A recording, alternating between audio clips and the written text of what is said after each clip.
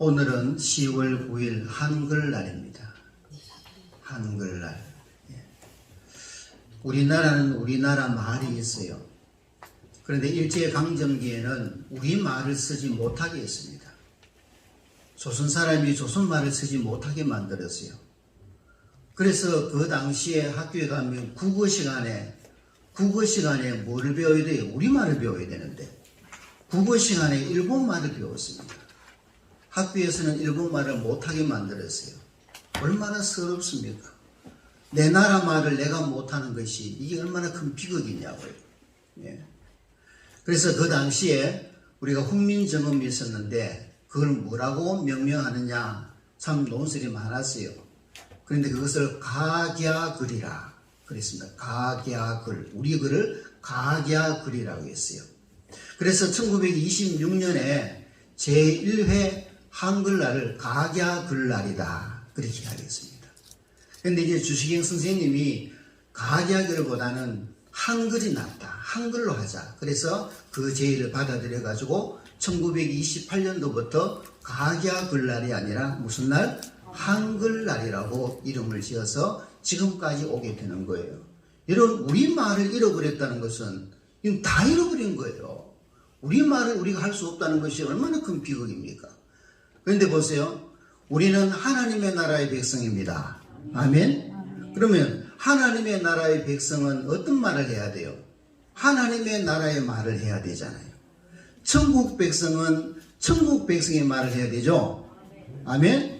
자, 천국 백성의 말이 뭐냐 하면 따라합니다. 고맙습니다. 사랑합니다. 감사합니다. 축복합니다. 이런 것들이 어떤 나라 말이라고요? 천국의 언어다. 천국의 언어. 그런데 우리가 세상에 살다 보니까 이 천국의 언어가 자꾸 빼앗겨 버려요. 그죠? 고맙다는 말, 감사하다는 말, 사랑합니다는 말, 축복합니다는 말이 자꾸 우리 속에서 없어져 가요. 여러분, 지난 한 주간 동안도 이 언어를 얼마나 사용했나요? 얼마나? 그러니까 이 언어를 우리가 회복해야 돼요. 이 한글날이지만은 영적인 한글날이 되어서 우리 천국 백성이 천국 언어를 회복할 수 있는 좋은 기회가 되기를 축원합니다. 우리 한번 더 따라합니다. 고맙습니다. 감사합니다. 사랑합니다. 축복합니다. 우리 옆 사람에게 한번 해봅니다. 시작. 고맙습니다. 감사합니다. 사랑합니다. 축복합니다. 고맙습니다. 감사합니다. 나만 하듯이 우리 언어가 그런 언어가 되어야 돼요. 믿습니까? 네. 자, 오늘은 성령의 열매 네 번째 하는 날입니다. 네 번째. 자, 네 번째는 뭐냐면 오래 참음. 자, 우리가 성령의 열매를 다 외우라 그러셨죠. 9가지는 기니까 일단 지난 3번 배웠는 것 해봅니다. 시작.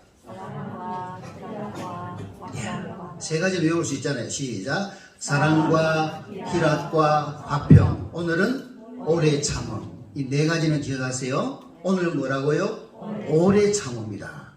여러분, 가지가 포도나무에 붙어 있으면 포도 열매를 맺죠. 가지가 복숭아 나무에 붙어 있으면 복숭아를 맺는 거예요. 우리 예수 믿는 사람들이 성령의 나무에 붙어 있으면 어떤 열매를 맺어요?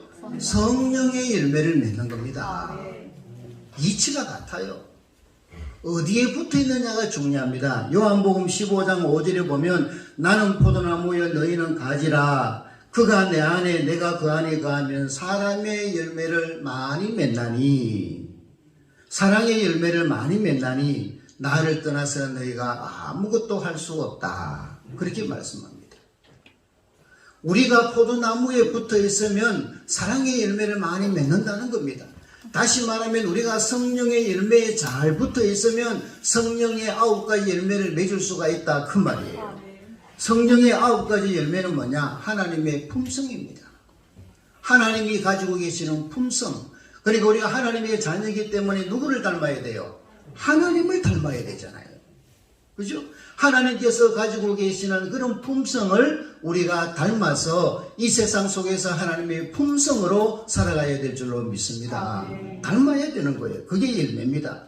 그래서 우리가 사랑의 열매, 화평의 열매 이렇게 말하지만은 우리가 삶 속에서 사랑의 사람으로 살아야 되고 우리가 희락의 사람, 기쁨의 사람으로 살아야 되고 우리가 화평의 사람으로 살아야 되는 거예요. 화평의 사람이 되어야 됩니다. 어디 가도 좋게 하고 분위기를 좋게 하고 그죠? 그렇게 살아야죠. 어디에 가서 늘 기뻐하고 웃고 즐겁게 살아야죠. 늘 화내고 인상 그리고 그렇게 살면 되겠어요? 날마다 기뻐하고 날마다 사랑하고 날마다 화해하고 날마다 화평하고 그렇게 사는 것이 하나님의 자녀로서의 살아가야 할 그런 의무인 것이죠. 자, 오늘 오래 참음을 이야기하는데 우리가 결론적으로 한번 이야기해 봅시다. 하나님의 오래 참음이 없었더라면 하나님의 오래 참음이 안 계셨더라면 저와 여러분들이 구원을 받을 수 있었을까요? 없습니다. 저와 여러분들이 예수 믿고 구원받아서 영생을 얻고 하나님의 자녀가 된 것은 하나님의 오래 참음 때문이었다. 할렐루야. 예? 하나님의 오래 참으심 때문에 저와 여러분들이 구원받은 거예요. 이걸 놓치면 안 됩니다. 베드로후서 3장 9절에 보면 이런 말씀이 있어요. 오직 주께서는 너희를 대하여 오래 참으사 아무도 멸망하지 아니하고 다 회개하기에 이르노라. 예. 하나님이 우리 인생에 바라는 것은 다 회개하고 돌아오기를 원하는 거예요. 하나님의 오래 참으시 때문에 우리가 구원을 받은 것입니다. 여러분, 하나님이 우리를 오래 참지 아니하시고 우리가 죄를 지을 때마다 처벌한다면 여기 올 사람 누가 있어요? 아무도 없어요. 하나님의 오래 참으심 때문에 우리가 용서받고 우리가 예배자로 서 있게 되는 줄로 믿습니다. 여러분 어떠세요? 여러분들은 좀 잘 참는 편입니까? 어려움이 있어도 잘 참고 슬픈 일이 있어도 잘 참고 고난이 닥쳐와도 잘 참는 편입니까? 예. 여러분 우리나라 말에도 이런 말이 있잖아요. 참을 인자가 세 개면 살인도 면한다. 예. 여러분 참을 인자 보세요. 마음 심자 위에 뭐가 있어요? 예. 칼낼 일자가 있는 거예요. 예. 마음 심자 위에 칼도자 있는데 칼도자 옆에 날이 하나 있어요. 그래서 칼날 인자라 그래요. 예. 그래서 이 말이 뭐냐? 참는다는 것은 칼로 마음을 베는 것 같이 어렵다는 겁니다. 아프다는 겁니다. 이 참을 인자예요. 예.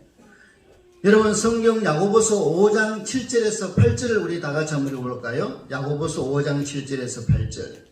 예. 우리 다 같이 한번 읽어보겠습니다. 야고보서 5장 7절에서 8절 시작. 그러므로 형제들아 주께서 강림하시기까지 길이 참으라. 보라 농부가 땅에서 나는 귀한 열매를 바라고 길이 참아 이른 비와 늦은 비를 기다리나니 너희도 길이 참고 마음을 굳건하게 하라. 주의 강림이 가까우니라. 여기 보시면 길이 참으라는 말이 이 두 구절에 세 번이나 반복됩니다. 길이 참으라, 길이 참으라. 오래 참으라는 말이죠. 예. 여기에 길이 참는다는 말은 헬라말로 마크로두미아라는 말입니다. 마크로두미아. 이 말은 뭐냐면 참으면서 오랫동안 기다리면서 막 원망하고 불평하고 어디 두고 보자 되나 봐라 이렇게 마음에 불안하면서 두려우면서 초조하면서 욕을 하고 분노를 표출하고 그렇게 참는 것을 이야기하는 게 아니에요. 마크로두미아라는 이 말은 뭐냐면 참는데 오래 참는데 참으면서 하나님을 바라보고 온유하고 겸손하고 그 믿음을 가지고 하나님께서 반드시 이루어주실 것을 믿고 기다리며 인내하며 하나님 바라보고 참는 것을 마크로두미아라 그렇게 말합니다. 참으면서 욕을 하고 참으면서 분노를 표출하고 참으면서 막 내 어떤 죄성의 요소들이 나타나면 안 되는 그거는 참는다고 말하지 않는 것입니다. 그래서 이 냉소적인 태도로 분노하고 혹은 무관심하고 그냥 뭐 지나가면 되겠지 이런 것은 참는 게 아니에요. 그 의미를 가지고 있습니다. 그래서 야고보는 우리가 삶 속에서 인내의 열매를 맺기 위해서 어떤 태도를 취해야 될 것인가를 오늘 야고보서를 통해서 한번 보겠습니다. 세 가지를 이야기합니다. 첫째는 뭐냐면 한번 따라합니다. 참으면서 원망하고 불평하는 삶을 버려라. 여러분 원망하고 불평하지 말라고 이야기하면서 농부의 이야기를 하고 있습니다. 자, 여러분 농부가 농사를 잘 지으려고 이제 밭에 나가서 씨를 뿌렸어요. 그래서 그 다음날 가보니까 그대로 있어. 이게 왜 어제 뿌렸는데 씨가 왜 발화도 안 되고 왜 이 싹이 안 나고 열매도 안 맺나? 모레 가도 그대로 있어요. 아이고 내가 잘못했는가 보다 해서 그 씨를 파내버립니까? 아니잖아요. 왜 씨를 가꾸고 물 주고 비료 주고 왜 그렇게 관리를 합니까? 이제 가을이 되면 때가 되면 이 여기에서 열매가 맺기 때문에 그 열매를 바라보고 오늘 참는 거예요. 맞잖아요. 그러면 이 농부가 참는 것은 무엇 때문에 참습니까? 믿음 때문에 참잖아요. 왜? 어떤 믿음? 때가 되면 열린다. 때가 되면 고추가 열리고 때가 되면 옥수수가 열리고 할렐루야. 그런 믿음 때문에 농부는 일을 하면서도 즐거운 거예요. 왜? 나중에 열매를 생각하기 때문에. 그걸 이야기하고 있는 거예요. 오늘 7절을 한번 볼까요? 7절 한번 읽어보겠습니다. 시작. 그러므로 형제들아 주께서 강림하시기까지 길이 참으로. 그 다음 시작. 보라 농부가 땅에서 나는 귀한 열매를 바라고 길이 참아 이른 비와 늦은 비를 기다리나니. 그렇게 이야기합니다. 참으라 그러잖아요. 그 다음에 9절을 다시 한번 볼까요? 특별히 9절에서 뭐라고 이야기하느냐 하면 9절 시작. 형제들아 서로 뭐 하지 말라? 원망하지 말아라. 참고 기다리면서 원망하지 말라는 겁니다. 우리가 인내하기 위해서는 원망이나 불평 같은 부정적인 삶의 태도를 버리라는 겁니다. 이거는 참는 게 아니에요. 우리가 정말 하나님이 기뻐하시는 인내의 사람이 되기 위해서는 원망과 같은 부정적인 삶의 모습은 버려야 되는 겁니다. 우리 예수 믿는 사람이 가장 버려야 될 것 중에 하나가 뭐냐면 부정적인 생각, 부정적인 말, 원망하고 불평하는 거 이건 버려야 돼요. 성령은 끊임없이 우리에게 그렇게 하지 말라고 합니다. 여러분 이 대한민국의 강단에서도 끊임없이 설교 시간을 통하여 하지 말라고 하는 게 뭡니까? 원망하지 마세요. 불평하지 마세요. 그렇게 이야기합니다. 여러분 이스라엘 백성들이 애굽에서 나와서 가나안 땅으로 갑니다. 가나안 40년 광야 생활에서 자 하나님이 우리가 저 가나안 땅을 주셨지. 하나님께서 우리에게 약속의 땅을 주셨지. 그 약속의 땅을 바라보고 믿음으로 걸어갔다면 그렇게까지 원망하지 않았을 거예요. 그렇잖아요. 어떻게 그렇게 원망합니까? 40년 광야 생활에서 모든 사람들이 순간들이 원망과 불평이었습니다. 그래서 뭐예요? 광야에서 다 죽었어요. 이스라엘 백성들이 하나님이 우리에게 주신 땅이 있어, 우리는 하나님이 약속한 땅이 있어, 젖과 꿀이 흐르는 땅으로 가는 거야. 가면서 광야가 얼마나 불편합니까? 때로는 어느 정도 원망할 수가 있어요. 어느 정도 불평을 할 수 있어요. 그런데 이스라엘 백성들은 지독하게 원망했어요. 이게 습관이 되어버리고 이게 삶이 되어버려가지고 입만 열면 원망과 불평했습니다. 그런데 여러분 하나님이 주신 땅으로 가는 거야. 아들과 손자 자녀들이 울고 그렇게 철이 없어 불평할 때도 아니야. 조금만 참아라. 하나님께서 우리에게 약속한 땅으로 가는 거야. 조금만 참자. 이런 믿음으로 갔다면 그래도 그 광야 생활이 지루하지 않았고 그래도 그 광야 생활이 얼마나 기뻤을까요?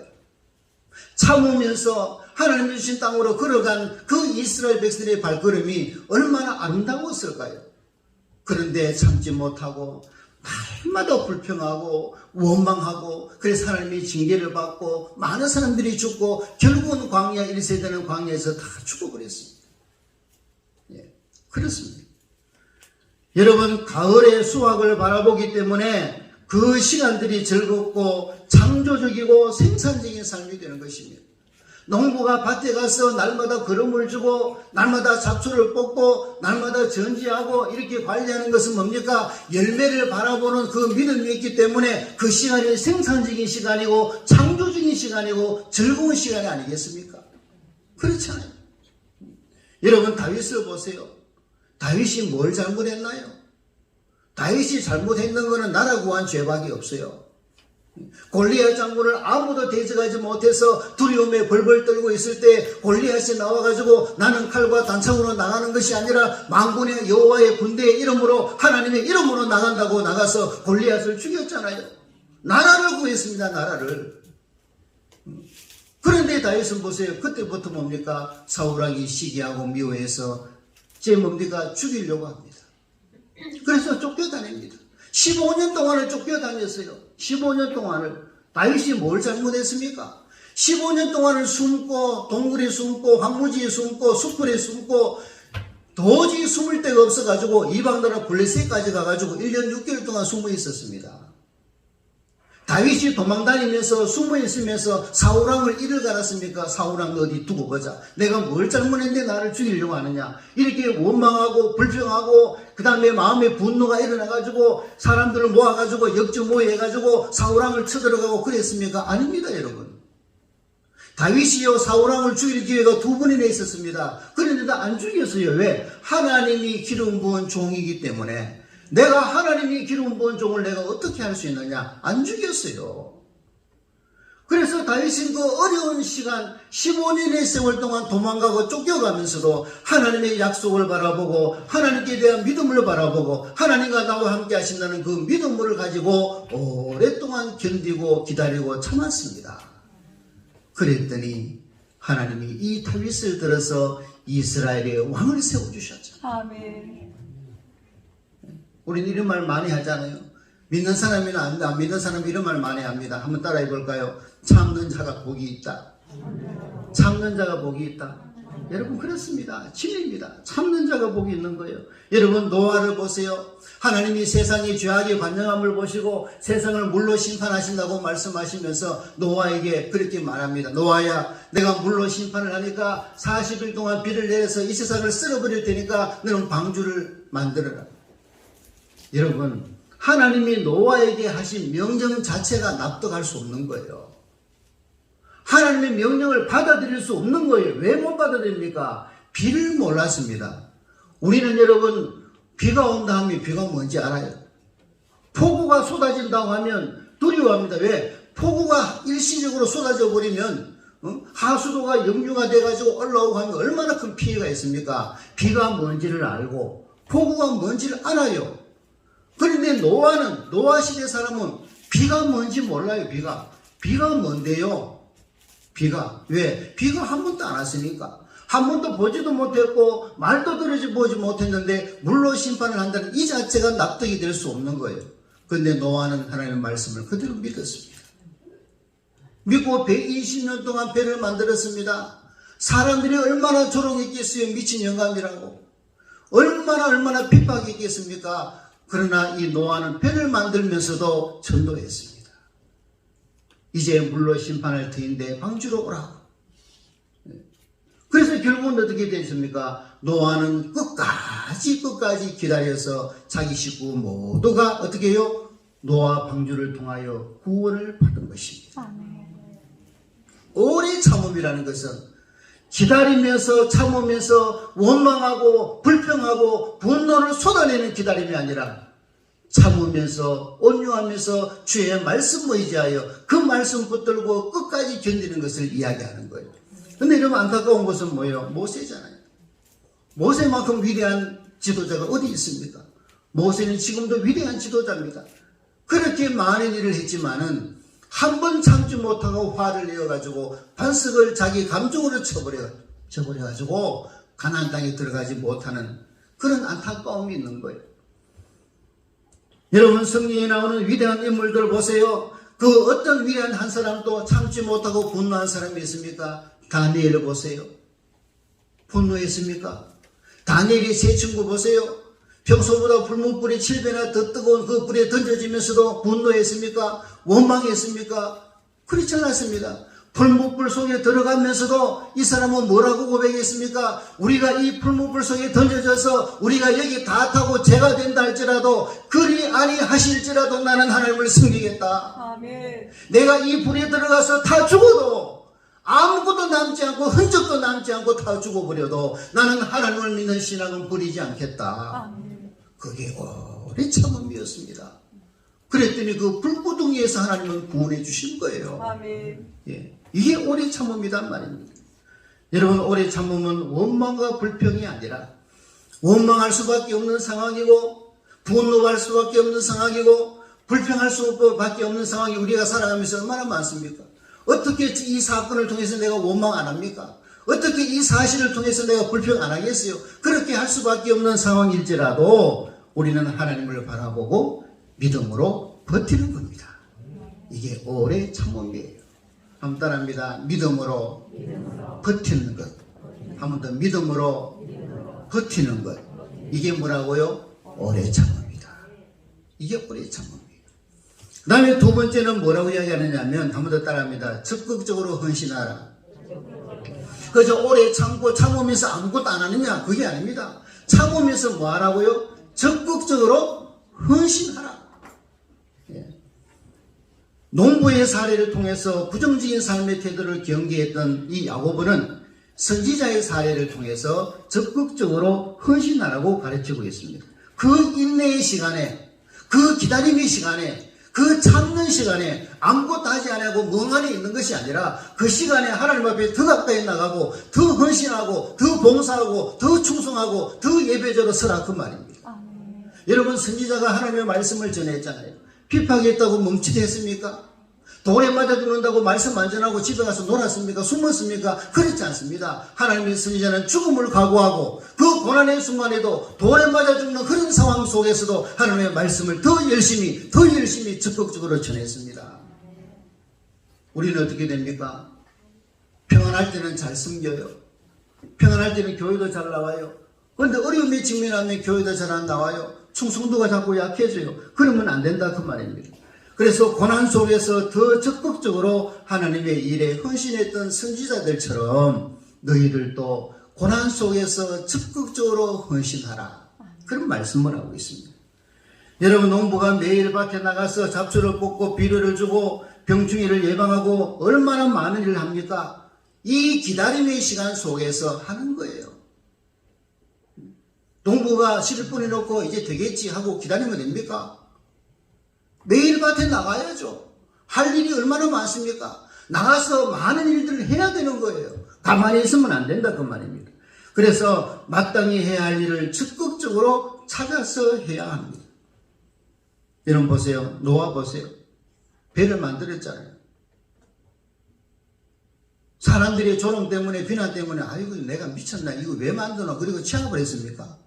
안 그랬잖아요. 더 열심히 끝까지 배를 만들었습니다. 아브라함 보세요. 아브라함이 어느 날 하나님의 부르심을 받고 고향을 떠나기로 결단했습니다. 여러분 사람들이 얼마나 조롱했겠습니까? 젊을 때 고향 떠나는 거야 뭐 나중에 한번 젊을 때 객기 한번 부리는 것도 생각할 수 있고 밖에 나가서 젊을 때 한번 다른 일을 해보는 것도 괜찮겠죠. 그러나 75세 때 부름받았습니다. 인생을 거의 다 살고 고향에서 뼈가 굳어진 그런 상황 속에서 고향을 떠나라고 한다는 것은 죽음이랑 마찬가지죠. 그런데 아브라함은 떠났잖아요. 갈 바를 알지 못했다라고 성경은 이야기합니다. 어디로 가는지도 몰라요. 왜 가는지도 몰라요. 근데 왜 가느냐? 하나님이 가라 하니까. 하나님이 가라 하니까. 너의 본토 친척 아비 집을 떠나라 하니까 그렇게 떠난 거예요. 그래서 가나안 땅에 도착했습니다. 그래서 히브리서 11장에 보면 믿음의 선진들은 수많은 난관에 부딪혔지만은 그 상황 넘어 계시는, 다시 말하면 보이지 않는 하나님을 보는 것처럼, 한번 따라합니다. 보이지 않는 하나님을 보는 것 같이. 믿음의 사람들은 히브리서 11장에 기록한 많은 믿음의 사람들은 어떻게 살았느냐? 그러한 고난과 역경의 상황 속에서도 눈에 보이지 않는 하나님을 보는 것처럼 믿고 신뢰하며 나갔다 그 말입니다. 그래서 히브리서 마지막에 믿음의 선배들 뭐라고 이야기하느냐면 세상이 감당할 수 없는 사람들, 세상이 감당할 수 없는 사람들, 세상이 포기한 사람들, 마귀가 포기한 사람이 돼야 돼요. 마귀가 포기한 사람들. 아무리 흔들어도 야 저는 안 되겠다. 아무리 내가 어려움을 주고 시험을 주고 흔들어도 저는 안 넘어가네. 그러면 안 건드려요. 고난이 닥쳐올 때 부정적인 삶의 태도에 빠져서 인생의 에너지를 낭비하지 아니하고 오히려 자기가 해야 할 일을 더욱 부지런히 찾아서 하는 그런 선지자들의 본을 본받아라. 그런 말씀을 하고 있습니다. 여러분 우리의 삶에 어둠이 드리워질 때, 우리의 삶에 어려움이 다가올 때, 내 형편이 나아지지 못할 때, 그럴 때일수록 우리는 여러분 자신을 더욱더욱 주를 향하여 들이시기를 축원합니다. 그게 뭐예요? 하나님의 복인 거예요. 그 다음에 세 번째는 뭐냐면, 따라하겠습니다. 복을 받는다는, 복을 받는다는, 반드시 된다는 믿음을 가지자. 고난 속에서 참고 견디면서 어렵고 힘들지만은 적극적으로 헌신하면서 살아가는 것은 뭐냐? 결과적으로 하나님은 하신다. 아멘. 하나님은 이기신다. 아멘. 하나님은 승리하신다. 아멘. 하나님은 복을 주신다. 아멘. 그 믿음을 가지라는 겁니다. 아멘. 막연한 게 아니에요. 그냥 참고 지내면 좋을 날이 오겠지. 참고 지내면 봄날이 오겠지. 이런 막연한 기다림이 아니라 하나님께서 반드시 이 어려운 과정을 통해서 나에게 선물을 주신다. 아멘. 이 믿음을 가지고 참으라는 겁니다. 아멘. 이걸 욥의 사례를 들고 이야기합니다. 욥의 사례를 들고. 여러분, 욥은 얼마나 부자였습니까? 동반의 의인이었습니다. 그런데 하루아침에 자식과 재산을 다 잃어버렸습니다. 하루아침에 그 많은 재산들, 자식들 다 죽었고 다 잃어버렸습니다. 아내마저도 뭐라고 이야기합니까? 하나님을 저주하고 죽으라고 이야기합니다. 욥의 친구들이 욥을 위로한다고 와가지고 위로는커녕 욥의 마음을 오히려 뒤집어 놓습니다. 아무도 위로가 될 수 없는 거예요. 욥 자신도 흔들렸을 거예요. 야, 이게 뭐냐? 내가 이렇게 하나님 앞에 거룩하고 경건하게 살아왔는데 지금 내 형편이 이게 뭐냐? 정말 하나님이 계시는가? 정말 하나님이 살아계시면 나를 왜 이렇게 하는가? 이런 마음도 있었을 거예요. 그런데 욥은 어떻게 했느냐? 흔들리지 않았습니다. 여러분, 욥을 통해서, 욥기를 통해서 우리가 읽어가면서, 욥기를 읽어가면서 욥의 신앙이 백미라고 할 수 있는 두 가지 구절을 제가 소개해 드릴게요. 하나는 뭐냐면 욥기 13장 15절입니다. 우리가 다 같이 한번 읽어볼까요? 욥기 13장 15절 시작. 그가 나를 죽이시리니 내가 희망이 없노라. 그러나 그의 앞에서 내 행위를 알리라. 그가 나를 죽이시리니, 그가 누구예요? 하나님입니다. 하나님이 나를 죽이시리니 내가 소망이 없노라. 이 번역은 아주 절망적인 번역인데, 여러분, 이 영어 성경이나 다른 데 보면 이런 번역이 아니고 이렇습니다. 하나님이 나를 죽이실지라도 나는 그분을 여전히 신뢰하겠다. 아멘. 여전히 신뢰하겠다. 그죠? 하나님이 나를 죽이실지라도 내가 하나님 손에 죽는 게 복이다, 그 말입니다. 아멘. 그런 믿음을 가지세요. 그렇잖아요. 하나님 손에 죽는 게 복이잖아요. 그리고 또 한 가지 있습니다. 욥기 23장 10절.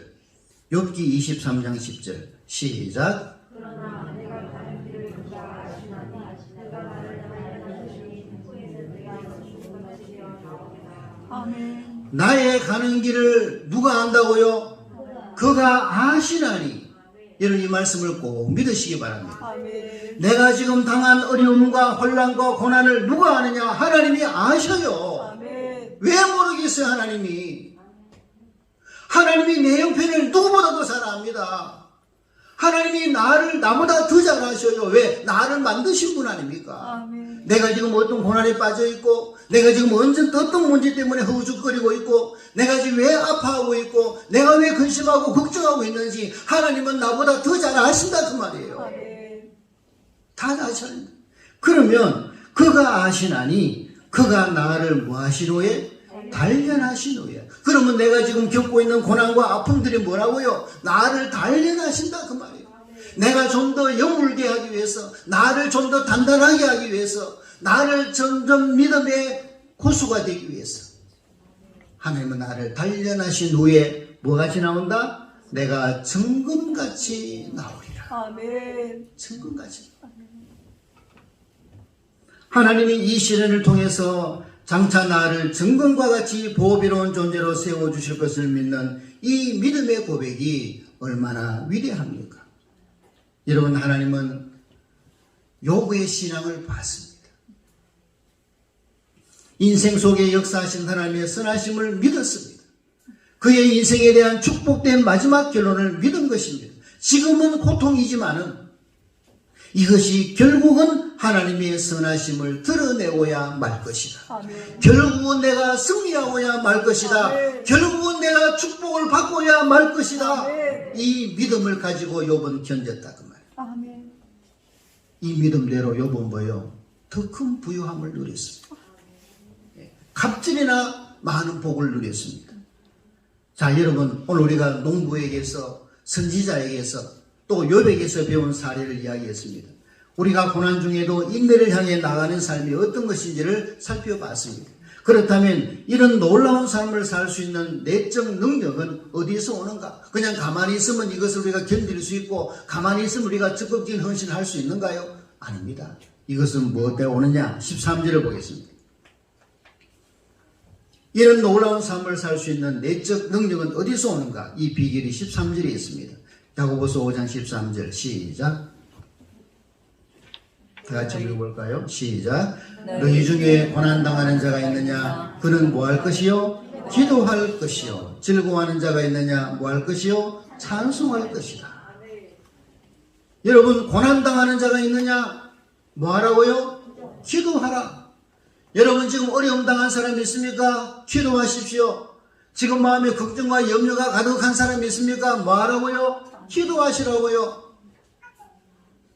왜 기도를 안 하느냐? 왜 기도의 자리를 사모하지 않느냐? 여러분, 두 가지 이유밖에 없어요.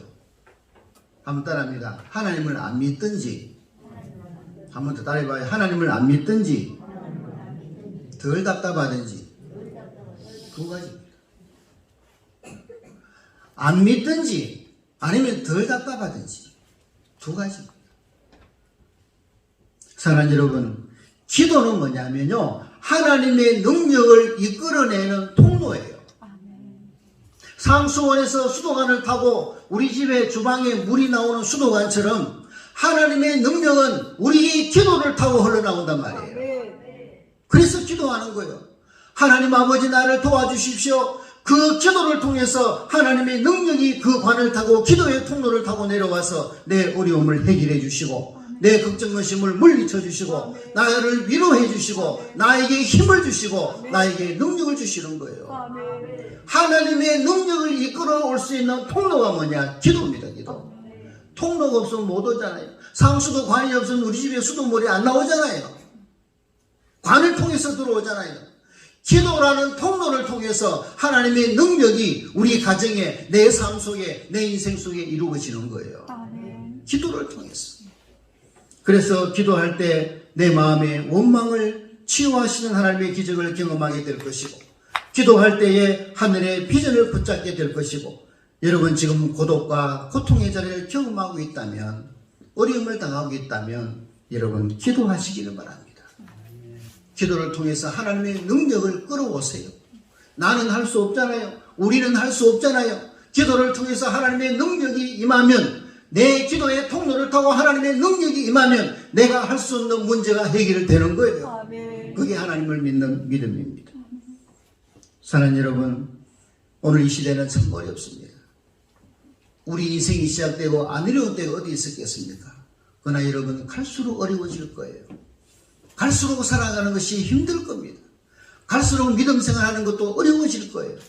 그렇기 때문에 우리는 이 어려운 시대 속에서도 기도를 통해서 하나님의 능력을 공급받고, 기도를 통해서 주시는 하나님의 평강을 공급받고, 기도를 통해 주시는 하나님의 기적을 공급받아서 날마다 우리의 삶 속에서 기적을 경험하고 하나님을 믿는 믿음의 자녀로 든든하게 써갈 수 있는 우리 모든 성도들이 되시기를 주의 이름으로 축원합니다.